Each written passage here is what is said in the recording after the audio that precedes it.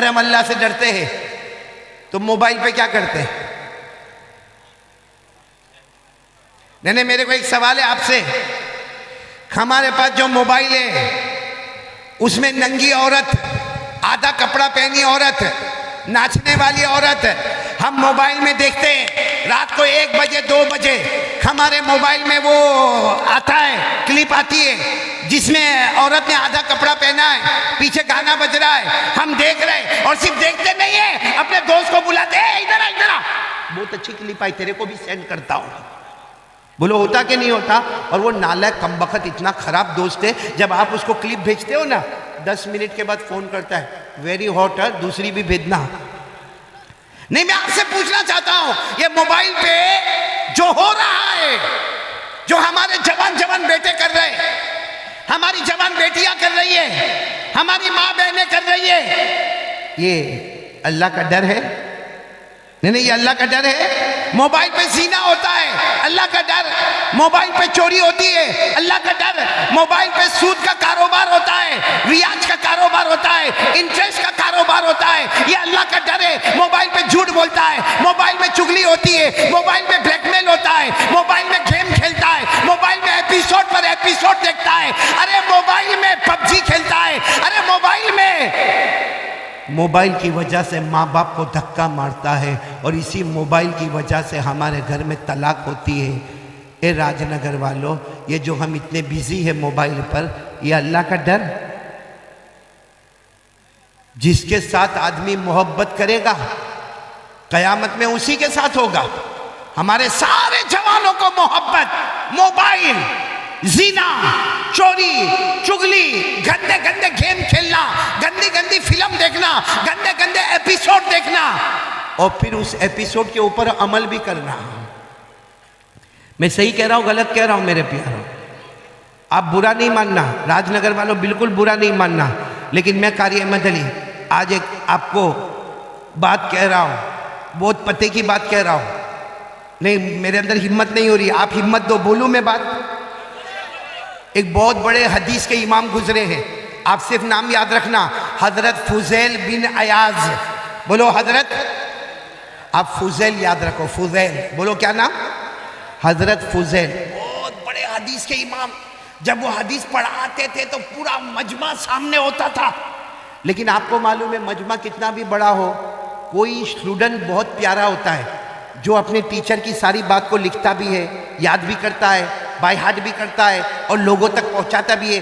تو حضرت فضیل کا جو سب سے بڑا اسٹوڈنٹ تھا، جوان لڑکا تھا، 20-22 سال کا لڑکا، وہ سامنے بیٹھتا تھا. حضرت فضیل جو بھی بیان کرتے تھے اس کو لکھنے رکھتا تھا، اس کو بائی ہارٹ یعنی اس کو زبانی کر لیتا تھا، پھر اس کو لوگوں میں پہنچاتا تھا. حضرت فضیل کہتے تھے اتنے سارے لوگ میرے اسٹوڈنٹ ہیں، مگر یہ اسٹوڈنٹ میرا جو ہے یہ بہت مضبوط ہے.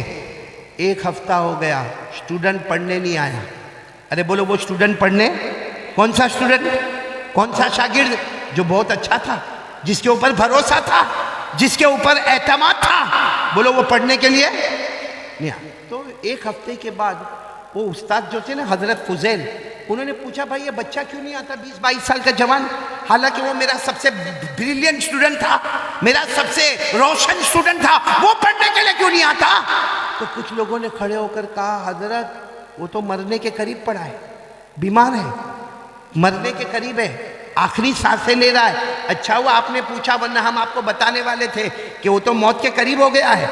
تو حضرت فضیل جتنا مجمع تھا روتے روتے کہا چلو سب چلو، میرے شاگرد کے گھر پہ چلو، میرے اسٹوڈنٹ کے گھر پہ چلو. اچھا سب لوگ اس کے گھر پہ جمع ہو گئے. گھر تو چھوٹا تھا، پورا گھر کا کمرہ بھر گیا، باہر پبلک جمع ہو گئی. حضرت فضیل گئے، اس کے سر پہ ہاتھ رکھا، دیکھا اس کا تو آخری وقت ہے، تو کہا سب لوگوں کو کہا چلو سورہ یاسین پڑھو. کیا پڑھو؟ آپ کو معلوم ہے کوئی مرنے والا اس کے قریب میں کون سی سورت پڑھی جاتی ہے؟ یعنی ساتھ میں بولو راج نگر والوں، کون سی سورت پڑھی جاتی ہے؟ کیوں سورہ یاسین پڑھی جاتی ہے؟ کیونکہ سورہ یاسین روح ہے، قرآن کی روح. بولو کون سی سورت ہے؟ سورہ.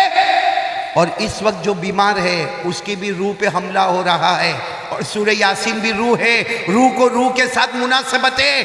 بس حضرت فضیل نے کہا، پورے مجمع کو کہا ارے میرا شاگرد مرنے کے قریب ہے، موت کے قریب ہے، سب لوگ سورہ یاسین پڑھو. اچھا سب نے سورہ یاسین پڑھنا شروع کیا. وہ جو اسٹوڈنٹ تھا نا وہ کہتا ہے اے میرے استاد مت پڑھاؤ سورہ یاسین مت پڑھاؤ، میرے کو کچھ بھی کام نہیں دے گا، سورہ یاسین سے میرے کو کوئی فائدہ ہونے والا نہیں ہے۔ تو حضرت فضیل سوچنے لگے سورہ یاسین سے تیرے کو فائدہ نہیں ہوگا، تو حضرت فضیل نے کہا ایک کام کرو، چلو سورہ یاسین مت پڑھو، سب لوگ زور زور سے پڑھو لا الہ الا اللہ لا الہ الا اللہ لا الہ الا اللہ، کیونکہ کوئی موت کے قریب ہو نا تو یہ بھی سنت ہے۔ ہمارے نبی صلی اللہ علیہ وسلم نے فرمایا لقنوا موتاکم لا الہ الا اللہ، کوئی موت کے قریب ہو تو اس کے قریب میں لا الہ الا اللہ پڑھو، سورہ یاسین پڑھو۔ تو حضرت فضیل نے کہا چلو سورہ یاسین مت پڑھو، یہ منع کرتا ہے، سب لوگ پڑھو لا الہ الا اللہ لا الہ الا اللہ۔ تو وہ شاگرد کیا کہتا ہے معلوم؟ اے استاد، او میرے استاد، سورہ یاسین سے بھی میرے کو فائدہ نہیں ہوگا، میں پوری دنیا بھی قیامت تک میرے کو کلمہ پڑھائے گی، میں کلمہ نہیں پڑھوں گا، اس لیے کہ تھوڑی دیر پہلے میرے کو بتایا گیا کہ میرا ایمان ختم ہو گیا ہے، میرا ایمان چھین لیا گیا ہے، میرے پاس ایمان نہیں ہے، میرا ایمان سلب ہو گیا، میرا ایمان ختم ہو گیا، میں مسلمان نہیں رہا۔ اتنا کہا اور اس کی آنکھیں بند ہو گئی۔ بولو آنکھیں۔ حضرت فضیل اتنا روئے کہ آخری وقت میں بول کے گیا کہ میرا ایمان ختم ہو گیا، سورہ یاسین سے بھی فائدہ نہیں ہوگا، لا الہ الا اللہ سے بھی فائدہ نہیں ہوگا۔ خیر جو بھی کفن دفن کرنا تھا وہ کر لیا۔ حضرت فضیل روتے روتے اپنے گھر میں گئے اور رات کو بھی روتے رہے، اللہ کیا ہو گیا، اللہ وہ میرا اسٹوڈنٹ تھا، اللہ میرا شاگرد تھا، اللہ وہ بہت حدیث لکھتا تھا، وہ قرآن کی آیت لکھتا تھا، کیوں اللہ ایمان کیوں چھین لیا؟ آپ کو معلوم ہے حضرت فضیل سو گئے، بولو رات کو سو گئے، خواب میں اس کو دیکھا، وہی اسٹوڈنٹ کو دیکھا اپنی قبر میں تڑپ رہا ہے، چاروں طرف سے آگ لگی ہے، چاروں طرف سے جیسا کوئلہ اور ڈامر جمع ہے، اور چاروں طرف سے سانپ اور بچھو حملہ کرتے ہیں، ارے اس کی قبر میں آگ لگی ہے، ہڈیوں میں مارا جا رہا ہے۔ تو حضرت فضیل کہتے ہیں بیٹا یہ تو بتا یہ سب کیا ہوا، یہ کیا ہوا؟ اب سننا کیا کہا اس نے، اس بچے نے کیا کہا میرے استاد میرا ایمان گیا، میں ایمان والا نہیں، میرے کو قبر میں قیامت تک مارتے رہیں گے، میرا ایمان نہیں۔ تو حضرت نے کہا لیکن تیرا ایمان گیا کیسے؟ کہا میری زندگی میں 3 گناہ تھے، ایک گناہ نمبر 1 میں چغلی بہت کرتا تھا، ادھر کی ادھر ادھر کی ادھر، اور پھر لڑائی کراتا تھا، ایسا ہوتا ہے بہت سارے لوگوں کے اندر عادت ہوتی ہے، اس کی بات اس کو بولا، اس کی بات اس کو بولا، اس کی بات اس کو بولا، اور اس میں 2-3 چیزیں بڑھایا پھر بڑھایا اور دونوں میں جھگڑا ہو گیا، 2 خاندان میں جھگڑا ہو گیا، میاں بیوی میں جھگڑا ہو گیا، 2 بھائیوں میں جھگڑا ہو گیا۔ کہا نمبر 1 پورا مجمع بولو نمبر 1 گناہ کیا کرتا تھا؟ کہا نمبر 2 میرے دل میں جلن بہت تھی، میں بھلے آپ کے سامنے بیٹھتا تھا لیکن کوئی بھی ترقی کرے وہ میرے کو چلتا، اللہ ایسی جلن سے ہم کو بھی بچاوے، ہم کو بھی یہاں راج نگر میں بہت جلن ہوتی ہے، کسی کا اچھا گھر دیکھا اور گھر وہ بناتا ہے رات کو یہ نہیں سوتا ہے، گھر وہ بناتا ہے اور رات کو یہ نہیں سوتا، ٹینشن میں ہوتا ہے، اس کے پاس گاڑی کہاں سے آئی، اس کے پاس گھر کہاں سے آیا؟ ارے بھائی تیرے ابا کے پاس تو مانگنے نہیں آیا نا، کائے کو ٹینشن لیتا ہے، وہ اپنی قبر میں جائے گا تو تیری قبر میں جائے گا۔ لیکن یہ ہماری ماں بہنوں میں بھی جلن بہت ہوتی، تو وہ لڑکے نے کہا پہلا گناہ میں چغلی بہت کرتا تھا، نمبر 2 میرے دل میں، اور تیسری بات کیا کہا معلوم؟ میں کبھی کبھی دارو پیتا تھا، بولو کبھی کبھی، ہاں سب کو معلوم نہیں لیکن میں کبھی کبھی دارو پیتا تھا۔ یہ 3 گناہوں کی وجہ سے اللہ نے میرا ایمان چھین لیا، اور اللہ نے صاف فرمایا کتنے بھی کلمے پڑھے جائیں گے، کتنی بھی یاسین پڑھی جائے گی، ہم نے تمہارا ایمان چھین لیا۔